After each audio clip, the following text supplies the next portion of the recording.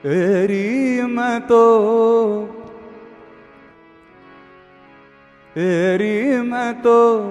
प्रेम दीवानी मेरो, दर्द न जाने रे कोई।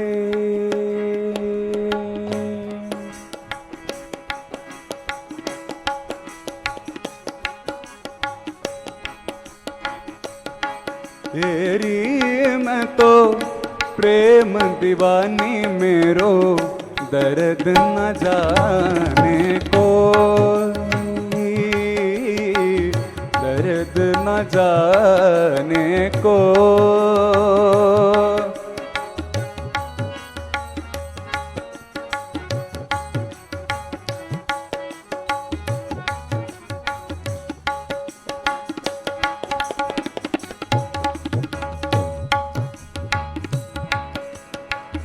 घायल की बोलिए राधा रानी की जय, भाग्य बिहारी लाल की जय। राधे राधे सभी भक्तों को। आज जैसा आप मेरे पीछे देख रहे हैं, ये वही दिव्य कुंड है। ये एक रहस्यमयी और चमत्कारी कुंड है हमारे ब्रज का। इसको राधा कुंड के नाम से जाना जाता है। और जो गिरिराज महाराज की 7 कोस की परिक्रमा है, उसमें ही ये कुंड पड़ता है। अब मैंने आपको बोला कि हमारा ब्रज काफी चमत्कारों को यहाँ पे आज भी समेटे हुए है, क्योंकि हमारे आराध्य भगवान श्री कृष्ण और राधा रानी आज भी यहाँ पे नित्य लीला करते हैं, और वह धाम है हमारा ब्रज धाम। तो इस चमत्कारी कुंड की विशेष मान्यता क्या है, वो मैं आज आपको बताने वाला हूँ। कि इसी कुंड में अहोई अष्टमी वाले दिन स्नान करने मात्र से संतान की प्राप्ति होती है। जब सारे डॉक्टर्स, सारे वैज्ञानिक जब परेशान हो जाते हैं, तो उस प्रभु की शरण में जाने से, और ऐसा देखा गया है कि यहाँ पे माताएं बहनें अहोई अष्टमी के दिन स्नान करती हैं, तो उनको अवश्य ही संतान की प्राप्ति होती है। ये राधा कुंड, और इससे थोड़ा सा आगे है कृष्ण कुंड। तो विस्तार से जानते हैं कि कैसे ये मान्यता हुई और कैसा इसका चमत्कारी गुण है, वो महाराज जी के श्रीमुख से सुनेंगे। जो जहाँ पे पंडित जी हैं राधा कुंड के ही, उनके श्रीमुख से आज मैं आपको बताऊंगा पूरा कि क्यों उसकी इतनी मान्यता हो गई और कैसे संतान प्राप्ति का ऐसा विशेष गुण क्या है। आइए मेरे साथ। राधे श्याम। बोलो राधा रानी की जय, बोलो कृष्ण भगवान लाल की जय। मैं यहाँ का वर्णन बताता हूँ कि राधा कुंड किससे बना था और कैसे नहीं बना था। ये राधा जी ने अपनी कंगन से बनाया था और कृष्ण भगवान ने बंसी से बनाया था। यहाँ पे अरिष्टासुर नाम का राक्षस था, गौ के रूप में था। जब ठाकुर जी अपनी गाय चराने के लिए जा रहे थे, उनकी गांव में स्थापित हो गया था गौ का रूप बना के। ठाकुर जी को गांव को कष्ट देने लगा, ठाकुर जी को मारने जाता। ठाकुर जी बोलने लगे, मैं तो एक ग्वाला हूँ, तू मेरे को क्यों कष्ट दे रहा है, मैंने तेरा क्या बिगाड़ा है। तो ठाकुर जी को मारने जाता, जैसे राक्षस का प्रवृत्ति होता है वही कार्य करता है। तो ठाकुर जी को मारने जाता, ठाकुर जी ने उसका वध कर दिया। राधा जी का आना हुआ, राधा जी बोले लगी, हे प्रभु, आपने इतना सुंदर गाय का बछड़ा था, आपने गाय का हत्या कर दिया, आप तो गौ हत्यारे हो गए हो। और राधा रानी से कृष्ण भगवान प्रार्थना करने लगे, हे किशोरी जी, इस पाप रोचन के लिए मेरे को क्या करना पड़ेगा। तो बोलने लगी कि आपको सारे तीर्थों में स्नान करना पड़ेगा।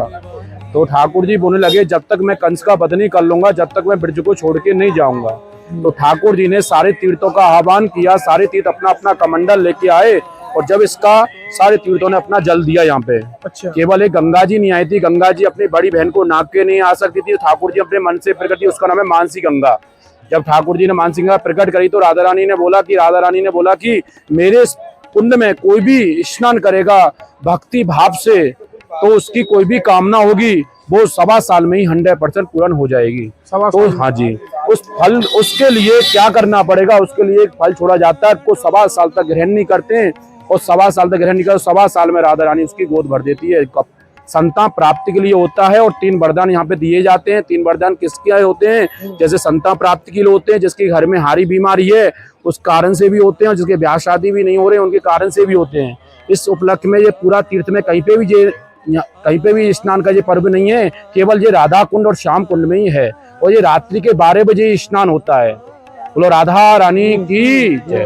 तो अहोई अष्टमी कोई ऐसा स्पेशल क्यों होता है, इसमें तो कभी भी स्नान कर सकते हैं। अष्टमी के इसलिए होता है कि कोई राधा रानी स्वयं यहाँ पे आई थी, और राधा रानी ने ये वरदान दिया था कि है मेरे इस रात्रि के 12 बजे कोई भी स्नान करेगा संतान प्राप्ति के लिए, उसका कोई भी कार्य होगा वो अवश्य पूर्ण होगा। जी यहाँ का महत्व है। बोलो राधा रानी की जय। ठीक है महाराज जी, बहुत बहुत कृपा की आपने भी। भक्तों ने सुना यहीं के पुजारी हैं, यहाँ पे ही पूजा पाठ कराते हैं। ये महाराज जी राधा कुंड के ही है। और कैसे यहाँ पे जो भी संतान प्राप्ति के लिए या घर में कोई पीड़ा रहती है उसके लिए भी आप यहाँ पे स्नान कर सकते हैं। और यहाँ पे एक फल छोड़ना पड़ता है, कोई भी फल आप यहाँ पे छोड़ सकते हैं, वो भी 1.25 साल के लिए। जैसा महाराज जी ने बताया 1.25 साल के लिए आप कोई भी फल छोड़ने के बाद में यहाँ पे स्नान करके अवश्य संतान प्राप्ति होती है। तो अवश्य आएँ। और ये कल है, ये अहोई अष्टमी का त्यौहार कल है।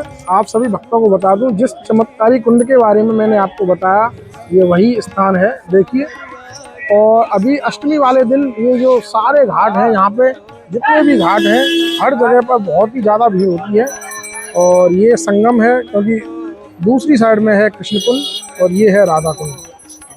ये देखिए अष्टमी वाले दिन इसी स्थान पे सभी भक्तगण, हालांकि आज भी काफ़ी भीड़ है, सब आचमन कर रहे हैं। तो देखिए अभी से तैयारी पूर्ण हो चुकी है लगभग। ये देखिए